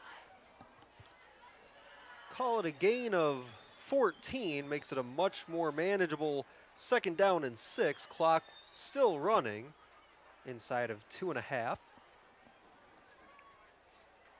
Chieftains with 2 timeouts remaining for the second half. Rouleau pushing ahead, gets stacked up and dropped after a gain of about 1. Got it to the 34, and that's all. Definitely looks like Rouleau has designed quarterback runs in his playbook. We've only seen him throw it maybe once or twice, and we saw on the last drive he threw that ball. It's a big 3rd down for the Chieftains.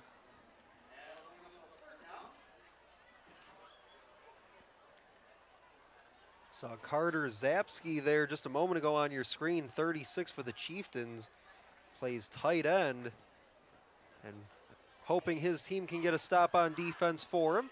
Quick throw by Lupo, 1st down as he sprawls out across the 30-yard line.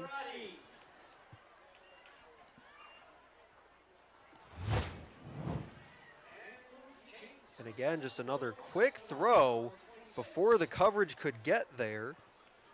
Just able to find the gap in the defense. Like you said, the quick throws really carving up the Chieftain defense.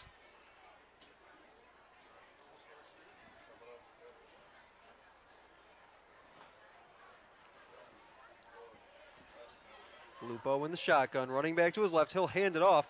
Check that. Pulled it back. Tries the left side and gets cut down after a gain of 2. Stayed inbounds, so the clock will run inside of a minute. There's 47 seconds left. Lupo really having some success here on the play action game. Chieftains biting on it every single time. Did well in pursuit that time, getting downhill, and only a gain of 2 allowed. 25 seconds to go, 3rd quarter, and rolling. 2nd down and 8 from the 24. Steps up, throws, has a man, it's caught!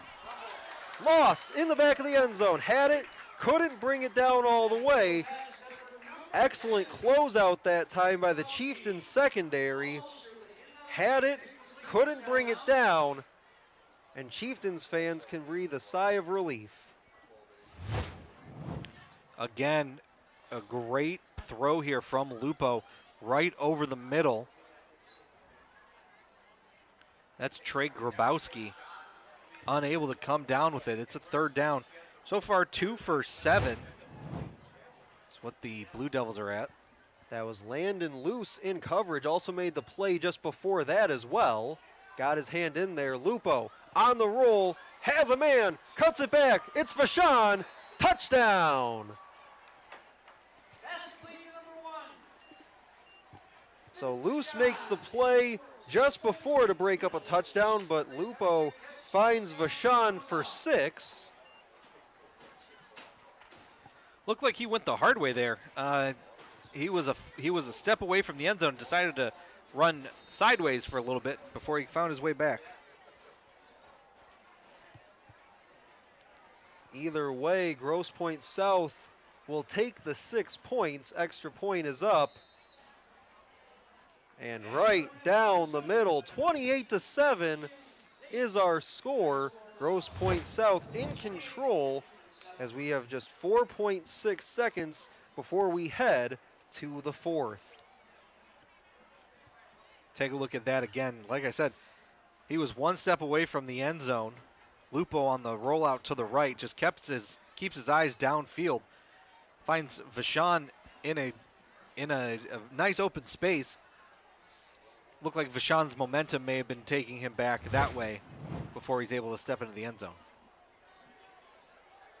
Chieftains possibly in a bit of a zone that time is, there we are, up here in the press box at Swinehart Field. But yeah, saw Landon Luce on that play, back of the end zone, ripped that ball out last second. Maybe trying to come up and run support that time and leaves Vashon about 6 yards behind him in the secondary. Safety was just over the top of him though, so again, not sure. Chieftains might have been in some zone coverage that time.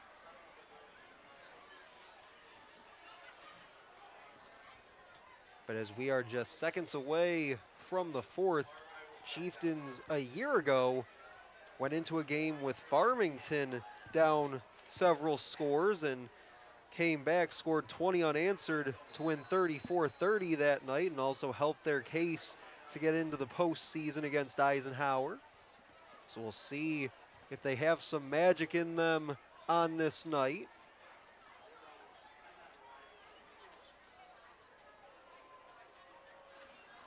Kick is away, short spiraling kick fielded around the 22-yard line by the Chieftains. Gets it over the 40, and that is how the third quarter will end. Some pushing and shoving as the quarter buzzer sounds, but the Chieftains will start the fourth quarter around the 40-yard line, trailing 28-7.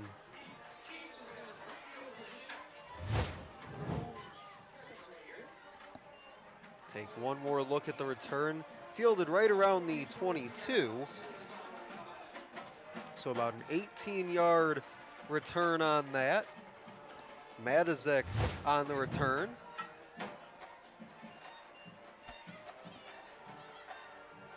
Well, while we have a second, Eisenhower currently up 21-7 against Romeo, trying to go 3-0 to start the season. They'll be here at Swinehart Field next week, taking on Anchor Bay. And on the flip side to that, Romeo staring down the barrel possibly of 0-3, an uncharacteristic 0-3 for their team.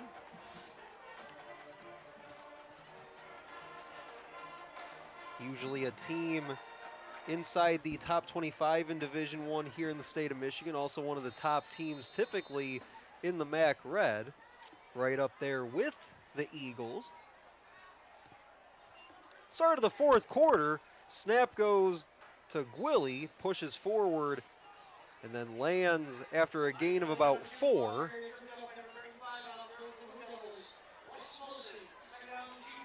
Chieftains go back to that confusing wildcat. Who's going to end up behind the center? This time it was Gwilly running up the right side. They'll do it again, this time to the left side. Finds his way through the hole and gets across the 50-yard line for a first down.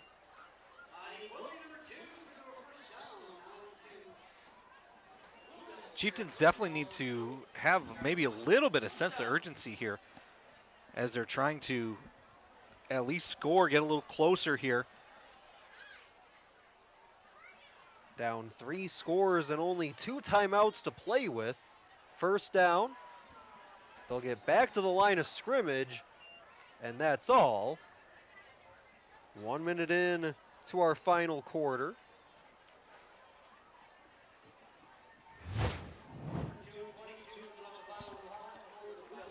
This time it was Matuzik on the carry.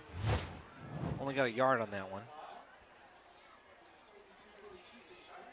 Blue Devils trying to reach 3-0 to begin the season if they can finish this one out in the next 10.5 minutes. Knocked off Romeo a week ago, started the year out with a big win over Port Huron Northern.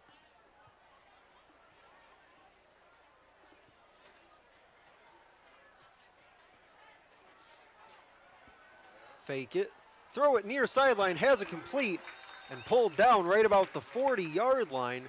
Excellent play on 2nd and 10. Again, the pass game has been pretty successful for the Chieftains so far tonight. Able to find Matuzik right there, right in front of the defender. Brings up a 3rd down and short. They'll go quickly. Gwilly trying to get to the 1st down. Looks like they'll mark him right on the line to gain. Needed 1 yard, and he got all of it.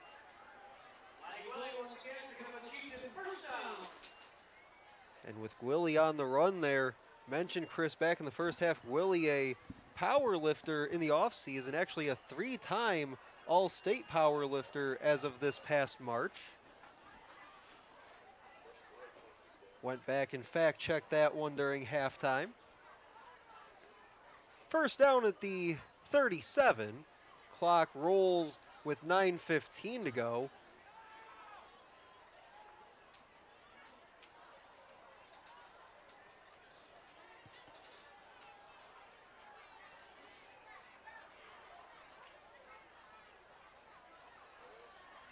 Heigl throwing, too tall for his intended receiver out there. Looks like Gwilly, the intended receiver. If he was just 1 second quicker on that pass, he would have had him. Gwilly was able to find a soft spot in the defense here. He pump faked on the throw there, and that was just a little too high for Gwilly. Brings up 2nd down and 10.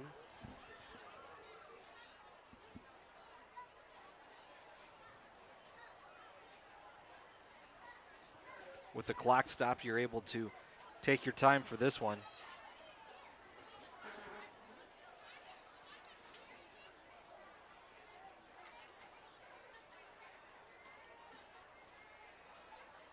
Gwilly in motion, turns, hands it off. Not much running room there up the middle. Maybe gets a yard.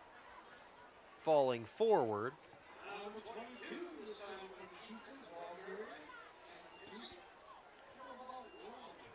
And you wondered, Chris, a couple plays ago when the Chieftains would show a little sense of urgency on this drive. Tried to take that shot to Gwilly, just couldn't connect, but had the right idea. But again, the clock will run as they run up the middle for 1 yard. Inside of 8.5 to go and just 2 timeouts to work with. Coach Maruli wants to control the line of scrimmage. He wants to run the ball.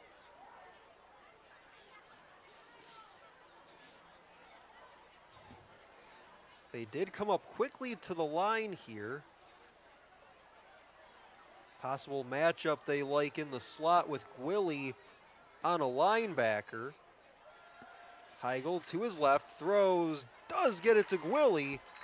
Right around the 1st down line, looks like he landed right on it.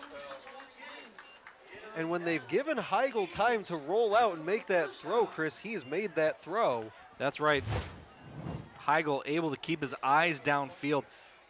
Again, it's the play that's worked. He's got options. He's got short, middle, and long options in the receiving game. Able to find the spot, able to get a 1st down. And it's funny to think about going back the last few years with this Chieftain offense. When in doubt, find number 2 in black. That was Isaiah McGarry. Now this year, no different. But now it's Mati Gwilly in the 2.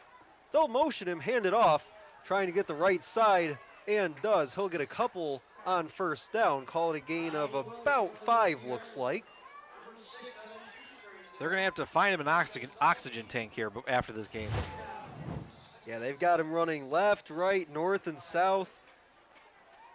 just putting a lot of mileage in here in the early going. Catching the ball, playing Wildcat quarterback. But it's interesting because last few years, that's what they did with his older brother, Newmany, who's now with Siena Heights. Had a chance to interview him and a couple other Chieftains at the end of last season. 2nd down and 5, handoff goes right back to Gwilly. Goes up the middle and inches his way closer to that 1st down line.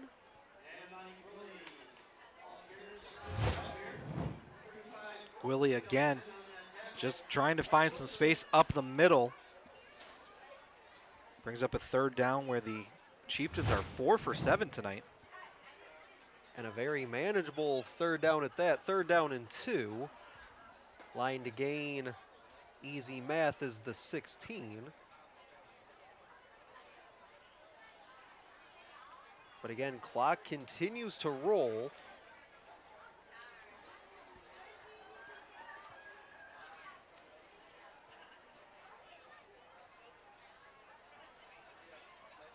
Turns, hands it off. Made a jump cut, not going to go anywhere with it. Gets back to that 18-yard line and gets dropped. Looked like he got right back to the line of scrimmage. He made a decision to try to just fight his way, use his pure strength to push through that to get the extra yardage instead of finding a gap, running up the right side on a cutback.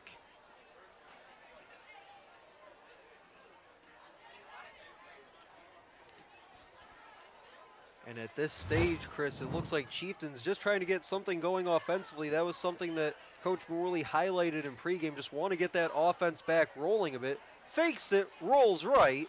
He'll throw, and that's batted down, incomplete.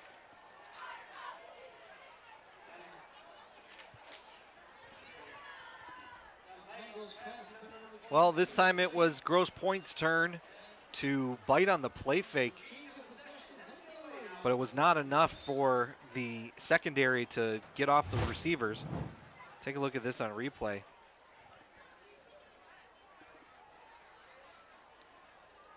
Ran out of time, just had to get it away. But it's going to be 1st and 10 for the Blue Devils. And they went back to that same concept in the passing game. Well, we have a moment. We want to thank our sponsor, Esplendido Mexican Cuisine Pizza and Spirits. Esplendido's offers variety with quality created from generations of family recipes, serving Shelby Township for over 40 years and serving us every Friday night. Absolutely. Run, trying to push his way forward, gets slammed down to the ground and only gets 3 yards to show for it on 1st down. And yeah, Esplendido always good to have before a game. First time back for me this season, and was definitely looking forward to some of that pizza in our pre-games. Take one more look at the run.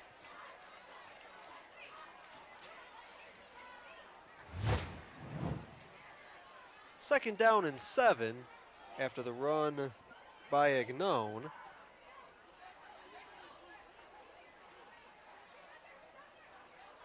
Pitch it to the left. Chieftains do well to get downhill to the football. Looks like he got a yard.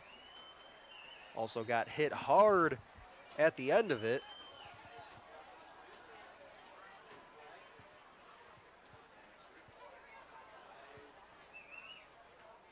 Maybe we got a timeout.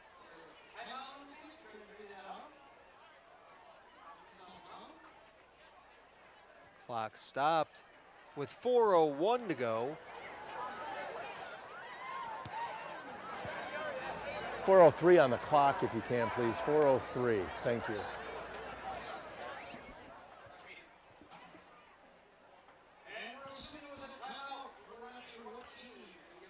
Saw there maybe some future Chieftains on the sidelines. Timeout Utica. 2nd charge to the half. So the Chieftains called timeout. At the end of all of that, they say 4:03 to go on the clock.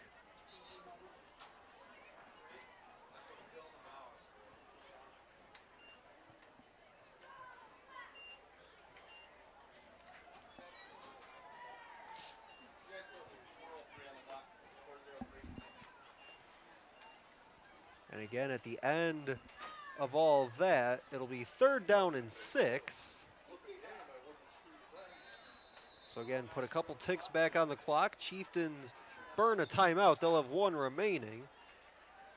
Lupo, quick throw, over the middle, complete, 1st down and across the 30 to the 35, falls forward to the 36.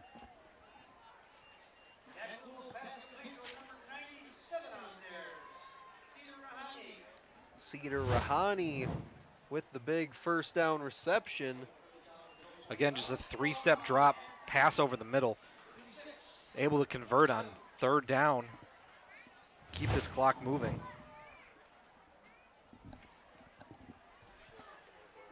.338 to go.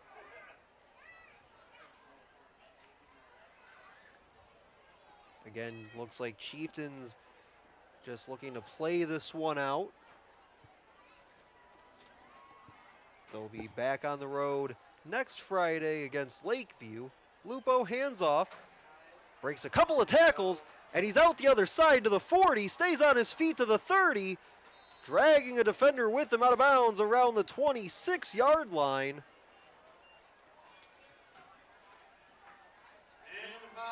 Matt Agnone's best run of the day, coming with just over 3 minutes to go in the game. Just running up the right side, being able to break through that line of scrimmage. Broke a tackle from number 6 that was landed loose.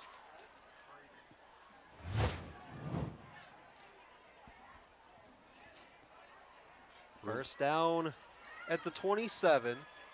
Clock rolling. Blue Devils minutes away from a 3-0 start.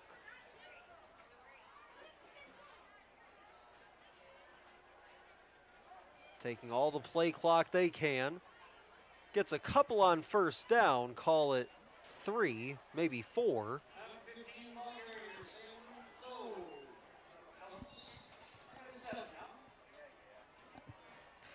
Rouleau on a design quarterback run, just trying to kill this clock.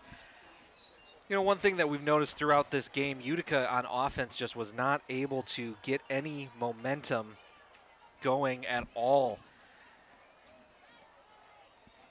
Only a couple times have they been able to cross the 50-yard line, let alone get into the red zone. And I think that's why, going back to their last offensive possession mentioned, looked like they just wanted to try and establish some things offensively, as that was a point for Coach Maruli coming into this game. And of course, with just the 7 points, looks like they have yet some work to do in that regard. Timeout. Grosse Pointe South. First charge of the half. But looking ahead to next Friday, they have, in recent years at least, played Lakeview pretty well in recent years. So a good matchup coming their way a week from now. A chance to even their MAC record at 1-1. Of course, would even their season record as well. And as you mentioned, you guys will have Eisenhower back here next Friday. They're off to a hot start themselves. Eagles coming off an excellent season a year ago, and doing it without Preston Crum at quarterback, as he had been each of the last 4 years. Back to it, 2nd down and 7, 1:44 to go. Looks like Rouleau in at quarterback, hands off. Goes down around the 20, a couple of yards shy of a 1st down.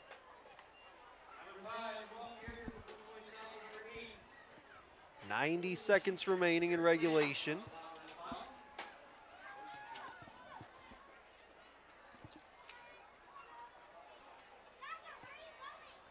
Speaking of Ike, seems to be 28-7.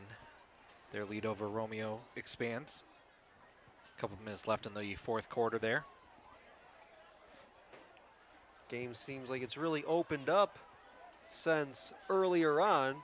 That's 28 straight points for Eisenhower. Yeah, when their offense gets going, they get going.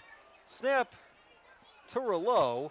Left side drags a couple defenders over the 20 to the 19. 45 seconds. Maybe have to get one more snap off. We'll see as we take one more look. Rouleau just running on the left side, designed run. Again, he's only a sophomore, and he's their backup quarterback. So for the next couple years, it's going to be interesting to see how he develops. But he's looked pretty good so far. And it looks like the Blue Devils may have to snap it one more time, 10 seconds and counting. We'll see. But either way, it'll be a 28-7 win on the road here at Swinehart Field. They do snap it, run one more play as time expires. Grosse Pointe South comes in. They improve to 3-0 on the season with a 28-7 victory. Chris, your final thoughts before we sign off. Well, like I said, the Chieftains were just not able to get any momentum on offense at all this game. A couple drives where they were able to get over the 50. They had one drive in the red zone that ended on a 4th down turnover. Just unable to get anything going, but this Grosse Pointe defense is definitely for real. Those 7 returning starters keeping their points per game pretty low so far this season. So very, very excited to see where the Blue Devils go forward. Well, Grosse Pointe South, as mentioned, improves to 3-0 on the season. Utica Chieftains dropping their 2nd straight. They fall to 1-2 with a 28-7 setback to the Blue Devils. Before we sign off for the night from Swinehart Field, for my broadcast partner Chris Wright, I'm Stephen McDonald, and a quick birthday shout out to one of our own here at Shelby TV, Marissa Cohen. 28-7 is your final score from Swinehart Field.